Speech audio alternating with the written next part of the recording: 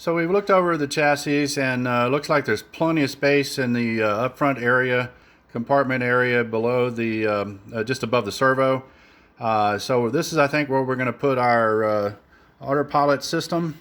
It's an autopilot APM right now. The 2.5, 2.6, or 2.8 versions will work just fine.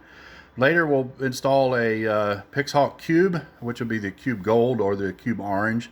We may start with the Cube Black, which is a little cheaper, or the Cube Blue, which is US made version.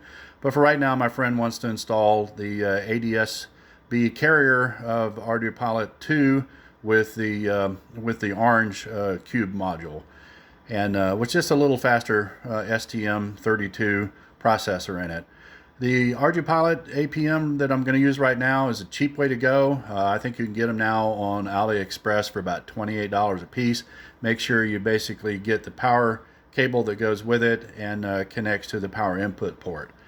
The platform we're going to use will be an electronic stack. I usually cut these out of acrylic, which lasts pretty good. Usually cut them out on a CRC laser cutter system, and I modeled those online using Onshape, which is a version of the SolidWorks 3D modeling software. To get this to CRC laser print, I basically have to create the model, download the stereolithography version of it, which is an STL, copy and keep a version of the full model, which is an X_T version, which will be the full model print and all of the layers. After I download that, I open up either Idea Maker or Cura slicing software. We slice that, put it on the G-code on a separate SD card, tiny little 8 gigabyte or 32 gigabyte SD card system. Load that into our Monoprice 3 3D printer and print out what we need as a 3D print.